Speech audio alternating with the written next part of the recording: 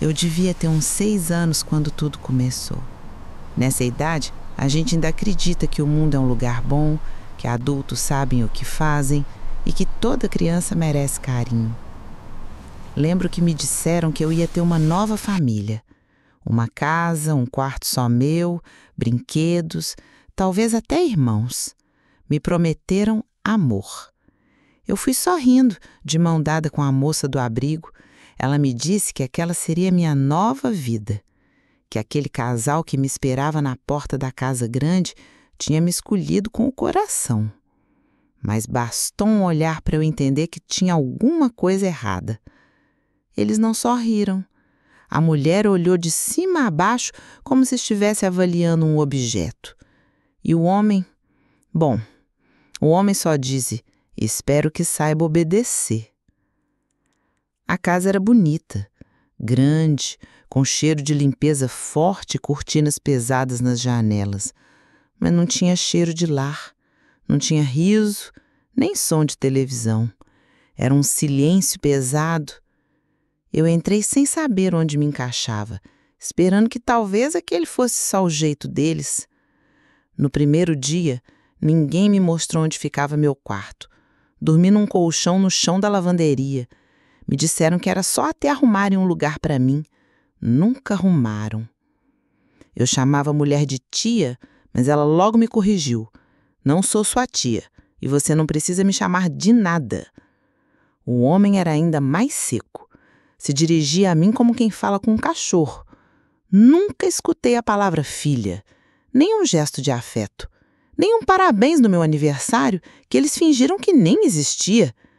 Me mandavam calar a boca quando eu perguntava alguma coisa e toda vez que eu tentava me aproximar, eles me empurravam com palavras duras. Você está aqui porque a gente quis ajudar, não abuse da sorte. Um dia, vi um porta-retrato na estante com 2 crianças loirinhas. Os filhos deles devem ter morrido, ou talvez sido tirados deles. Nunca me explicaram. Mas percebi que aquela casa era um túmulo. E eu, a estranha colocada ali para preencher um vazio que não se preenchia. Eu tentava agradar, lavava o que mandavam, comia sem reclamar, fazia silêncio.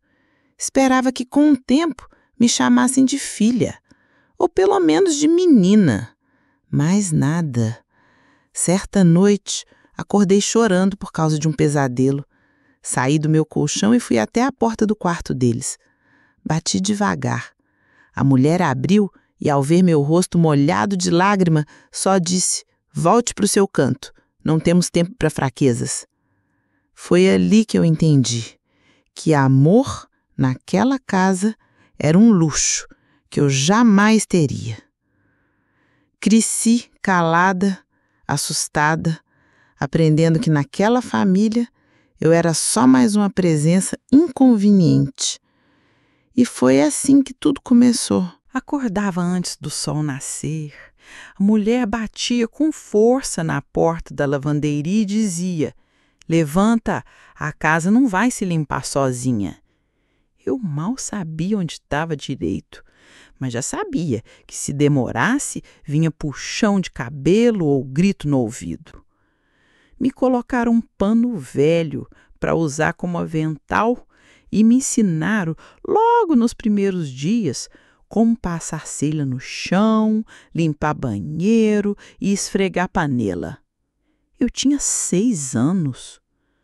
Enquanto as crianças da vizinhança iam para a escola, eu ficava com um balde e escova na mão. Um dia, perguntei se eu ia estudar também. A mulher riu, mas foi aquele tipo de riso que corta. Disse: você não veio aqui para isso? E eu acreditei. Achei que talvez eu fosse diferente mesmo. Alguém sem direito a aprender, brincar ou descansar. Eu fazia tudo o que pediam. Lavava a roupa no tanque até os dedos enrugarem, passava pano na casa inteira, preparava o café da manhã deles. Era pequena, mas aprendi que minha função ali era servir. O homem nunca me dirigia a palavra, a não ser para mandar calar ou reclamar do meu serviço. Uma vez, deixei uma mancha de sabão na camisa dele. Ele me puxou pelo braço e me deu 2 tapas que me fizeram cair no chão. A mulher assistiu de longe e só disse: ela precisa aprender. E eu aprendi. Aprendi que ali amor era punição, que silêncio era o único abrigo. Eu também cuidava do jardim. Lembro do dia em que enterrei uma bonequinha de pano que tinha trazido do abrigo, porque a mulher ameaçou rasgar e jogar no lixo. Fiz um buraquinho perto da roseira e disse baixinho para a boneca que um dia, quando eu fosse livre, voltaria para buscá-la. Nunca voltei. Os vizinhos achavam que eu era uma sobrinha distante, acho. Nunca perguntaram nada. Nunca quiseram saber por que eu estava sempre com roupas velhas ou por que andava cabisbaixa. Me chamavam de educada. Que menina boazinha, sempre calada. Se ao menos soubessem. À noite, eu deitava no colchão da lavanderia com o corpo doendo e os olhos pesando. Queria sonhar, mas só vinha pesadelo. E quando acordava, tudo recomeçava. Nunca me levaram ao médico, nunca me deram um presente, nunca disseram: você foi bem. A mulher repetia: você não é da família, está aqui porque teve sorte. E eu acreditava, porque não conhecia outro tipo de sorte. Até que um dia comecei a desejar que algo acontecesse. Um raio caísse, um carro parasse na porta, alguém me visse. Mas ninguém via. Eu era invisível. Invisível e presa. A primeira vez que chorei alto naquela casa, levei um tapa na boca tão forte que meus lábios sangraram. Eu tinha deixado cair um copo, de nervoso. A mulher me olhou como se eu tivesse quebrado uma coisa sagrada. Não perguntou se eu me machuquei, nem por que eu estava tremendo. Só disse: aqui não tem espaço para drama. Depois daquele dia, aprendi a chorar para dentro. Engoli o choro, fechava os olhos bem forte e fingia que estava em outro lugar. Era a única forma de seguir sem me desfazer. O homem era ainda pior.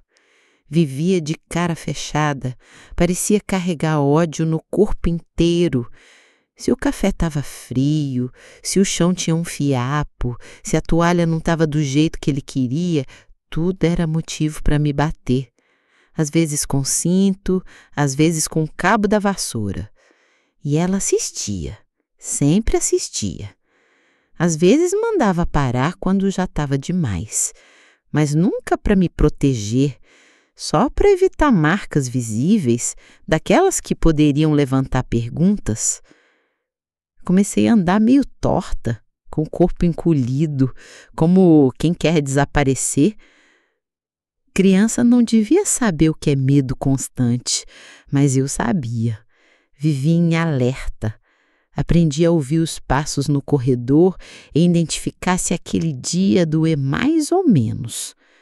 Teve um inverno que fiquei doente. Febre, dor de garganta, um frio que me fazia tremer mesmo coberta com todos os panos que encontrei no armário dos panos velho. Pedi ajuda, pedi para ir ao médico. A mulher respondeu: doença é desculpa de preguiçoso, levanta. Levantei. Mal conseguia ficar em pé, mas lavei a roupa, limpei o banheiro, ainda levei bronca porque tossi perto do fogão. Lembro de uma vez em que me cortei lavando louça. Um corte feio no dedo. Mostrei para ela esperando pelo menos um curativo. Ela olhou e disse: se vira, isso não é nada. Peguei um pedaço de pano velho, enrolei no dedo, fiquei lavando o prato com a outra mão, tentando não deixar o sangue pingar. Tudo era assim, duro, cruel e solitário. Quando completou 1 ano que eu estava naquela casa, pensei que talvez ganhasse um bolo, um presente, qualquer coisa. Nada. Era só mais um dia. Comecei a achar que eu não era real, que talvez eu tivesse sido inventada por alguém e esquecida ali por engano. Uma vez, tive coragem de perguntar por que me adotaram. A mulher nem levantou os olhos do crochê. Disse, porque ninguém mais quis. Aquilo ficou gravado em mim como se fosse tatuagem. Fiquei pensando se era verdade, se eu era mesmo um erro, uma sobra.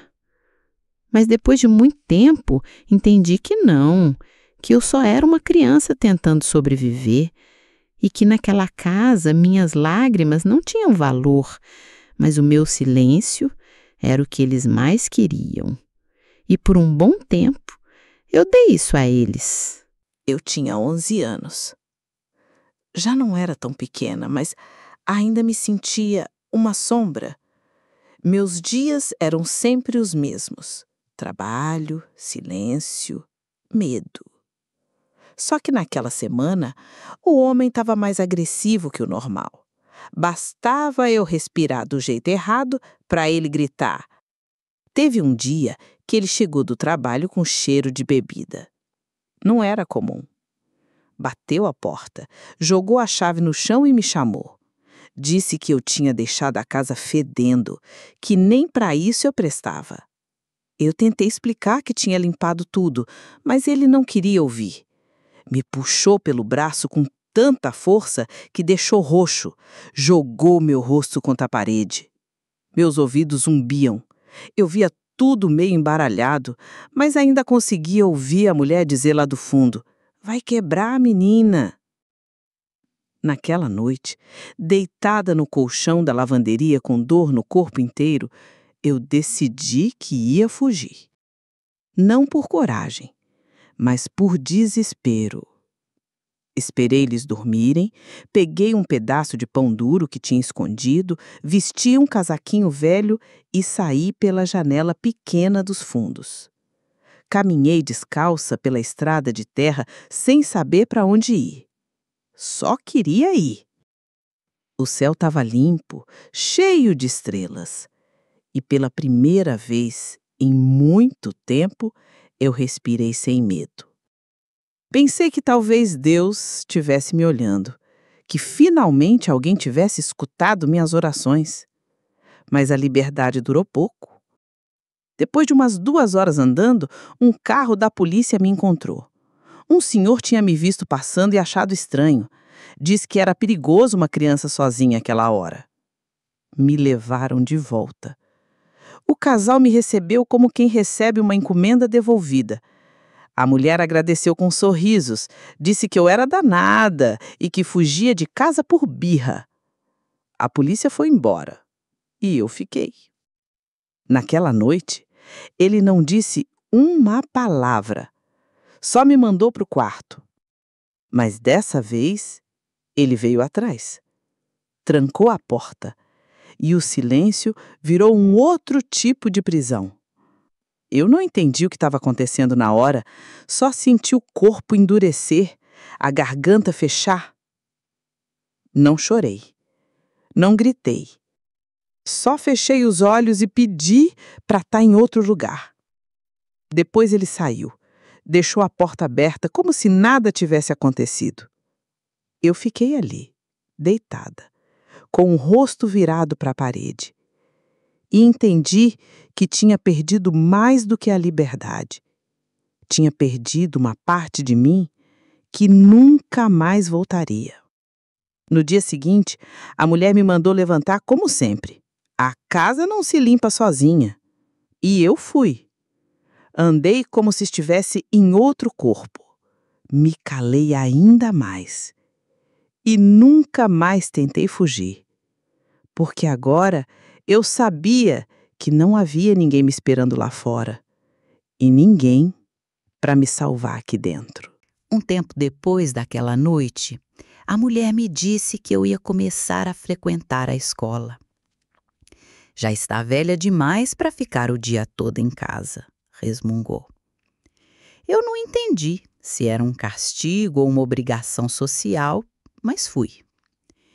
Me colocaram em uma escola pública, longe do bairro. Acordava mais cedo ainda para dar conta do serviço da casa antes de sair. Ia com a mesma roupa quase todos os dias, um vestido surrado que ela dizia ser bom o bastante para a gente como eu. Na sala de aula, eu me encolhia. Não sabia interagir, não sabia brincar, não sabia sorrir. Mas uma professora, a dona Helena, percebeu. Um dia, enquanto a turma fazia um desenho, ela veio até mim e agachou ao meu lado. Pediu para ver meus braços, onde tinha um corte mal curado e várias manchas roxas. Eu tentei esconder, mas ela insistiu com o olhar gentil, diferente de tudo que eu já tinha visto. Isso aqui foi o quê, minha flor? Minha garganta travou. Eu olhei para ela e pela primeira vez em anos senti vontade de contar. Só que o medo falava mais alto. Tentei dar uma desculpa qualquer, disse que tinha caído, mas ela não acreditou. Naquela semana, fui chamada pela diretora, junto com uma moça que se apresentou como assistente social. Me fizeram perguntas. Perguntaram se eu era feliz em casa, se me tratavam bem, se eu tinha tudo que precisava. Eu travei. Lembrei do olhar da mulher quando estava com raiva, do jeito que o homem fechava a cara e rangia os dentes. Lembrei da noite que ele entrou no quarto e menti. Disse que estava tudo bem, que eles eram bons comigo. A moça me olhou com tristeza. Disse que se eu precisasse, podia procurar por ela, que aquilo era só uma conversa. Voltei para casa tensa. Quando contei que tinham me perguntado sobre minha vida, a mulher ficou furiosa. Me trancou na lavanderia por 2 dias.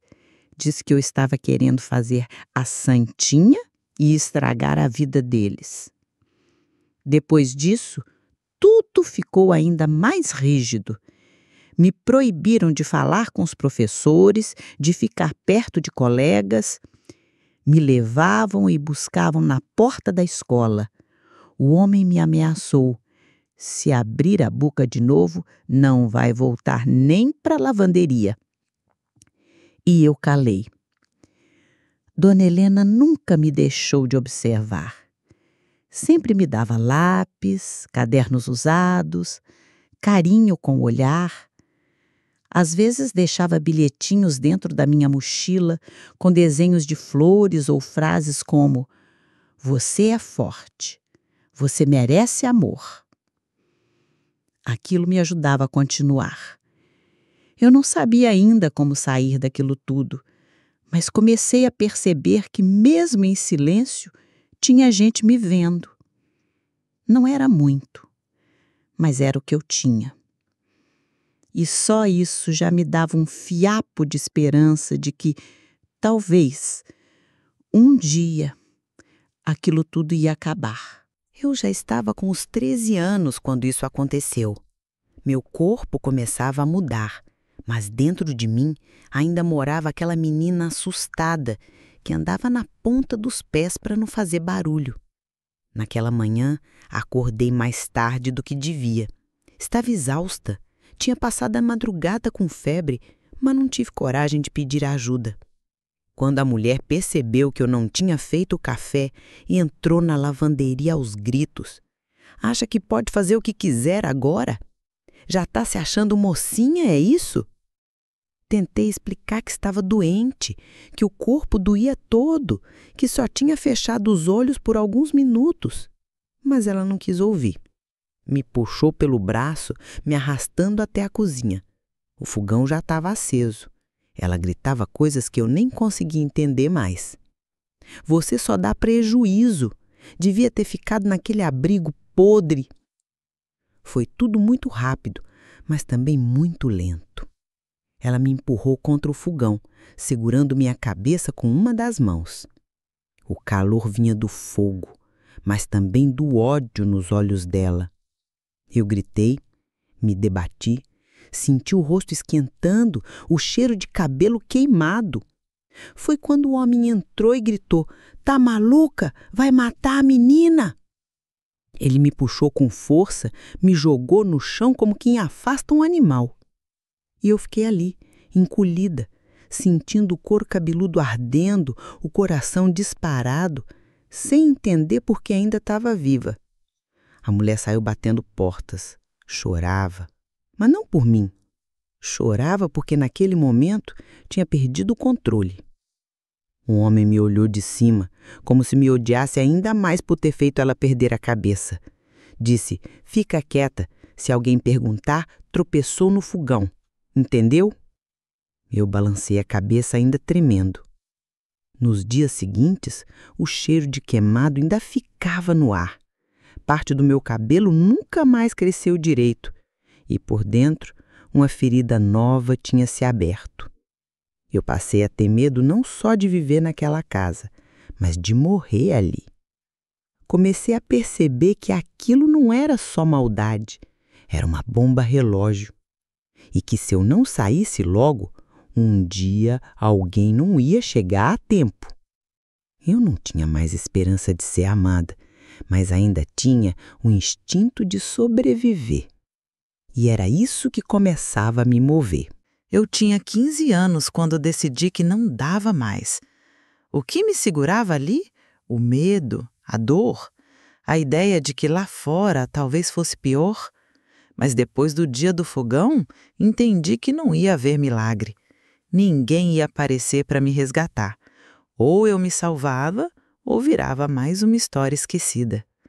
Esperei, planejei, observei os horários deles, os cochilos depois do almoço, as portas que rangiam menos. A mulher tinha saído para resolver alguma coisa na rua. O homem dormia na sala, como fazia às vezes depois de almoçar. Eu aproveitei. Peguei uma bolsinha velha que escondia embaixo do colchão com um sabonete usado, uma calcinha limpa e uma fotografia de quando eu era pequena no abrigo. Era a única imagem onde eu parecia feliz. Saí pela porta dos fundos, com o coração na boca. Cada passo parecia pesar 1 tonelada. Mas meus pés sabiam. Era agora ou nunca. Fui andando pela rua de terra sem olhar para trás. Não tinha para onde ir, nem quem me esperasse. Só sabia que, se ficasse, um dia eles iam conseguir apagar de vez o pouco que ainda restava de mim. Dormi a primeira noite embaixo de uma marquise, perto de um mercadinho. Tinha fome, frio, medo, mas pela primeira vez, medo do mundo, e não das pessoas que deviam ter me protegido. Um senhor passou cedo e me viu ali encolhida. Me ofereceu um pão e perguntou o que estava acontecendo. Tentei mentir, mas as palavras saíram engasgadas. Ele me levou até uma igreja e lá me encaminharam para um abrigo. Não era um lugar perfeito. Tinha regras rígidas e muitas meninas machucadas como eu. Mas era diferente. Pela primeira vez, alguém perguntou meu nome e me ouviu. Não como quem faz uma ficha, mas como quem reconhecia que eu era humana. Levei meses para conseguir dormir direito. Acordava assustada com qualquer barulho, com medo de portas abrindo, de vozes gritando. Tive acompanhamento psicológico, comida quente, uma cama só minha. Recomecei a estudar, mesmo atrasada. Aos poucos comecei a recuperar partes de mim que eu nem lembrava que existiam. Ninguém me chamava de filha ali, mas me chamavam pelo nome. E isso já era muito. Nunca mais vi o casal, nem quis. Não quis saber se foram investigados, se seguiram com a vida. Minha vida era outra agora. Comecei a trabalhar cedo, ajudando em padarias, feiras, fazendo faxina. Construí tudo do zero. Conheci gente boa e gente ruim no caminho. mas nunca mais deixei que me tratassem como algo descartável. A menina que fugiu com a roupa do corpo sobreviveu e, com o tempo, aprendeu a viver de verdade. Hoje, sentada aqui contando essa história, eu me pergunto: o que teria sido de mim se aquela adoção tivesse sido de verdade? Se amor tivesse feito parte da equação e não só dor? Eu sobrevivi, mas a verdade é que eu perdi a infância. Enquanto outras meninas brincavam de boneca ou aprendiam a escrever com letra bonita, eu aprendi a me calar, a não chorar alto, a esconder as marcas. Ninguém devia passar por isso. Nenhuma criança devia ser adotada para servir de escudo, de escrava, de depósito da raiva dos outros. Cresci com medo de confiar. Demorei muito a entender que carinho não é ameaça, que abraço não é armadilha. Me tornei uma mulher forte, mas não porque quis, porque precisei. E mesmo com todas as conquistas, os traumas deixam marcas invisíveis. Por muitos anos eu me calei, com vergonha, achando que de algum jeito a culpa era minha. Mas hoje eu sei. Eu era só uma criança que só queria ser amada, cuidada, tratada com dignidade.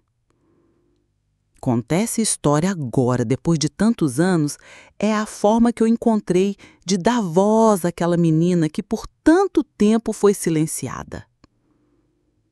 Se você ouviu até aqui, obrigada. Talvez você conheça alguém que viveu algo parecido, ou talvez tenha passado por isso também. O que eu quero que você saiba é: não foi sua culpa. Você merecia amor, merecia ser protegida. Eu não escolhi essa história, mas escolhi sobreviver. E hoje, olhando para os meus netos brincando no quintal, eu prometo a mim mesma: o ciclo termina em mim. Nunca mais uma criança vai sentir que é menos do que merece, não se eu puder impedir. Porque quem sobrevive tem o dever de contar. E eu contei. E agora que você ouviu minha história, me diga: você já conheceu alguém que passou por algo assim? Ou foi você quem precisou crescer rápido demais por culpa da maldade dos outros? Eu sei que dói lembrar, mas às vezes contar também cura. Escreve aqui nos comentários o que isso despertou em você. Não precisa ter passado por tudo que eu passei. Às vezes, um gesto, uma palavra já marca a vida da gente para sempre. Vamos conversar, vamos dar voz a quem calou por anos. Porque quando a gente fala, a gente liberta. E quem sabe a sua palavra não ajuda alguém que está em silêncio agora. Eu vou ler cada comentário com carinho, porque mesmo que a minha infância tenha sido cheia de dor, eu ainda acredito na força da escuta. E você? Se essa história tocou o seu coração, compartilha com uma amiga, com alguém da família, com quem precisa ouvir que não está sozinho. A dor só vira passado quando a gente tem coragem de encarar.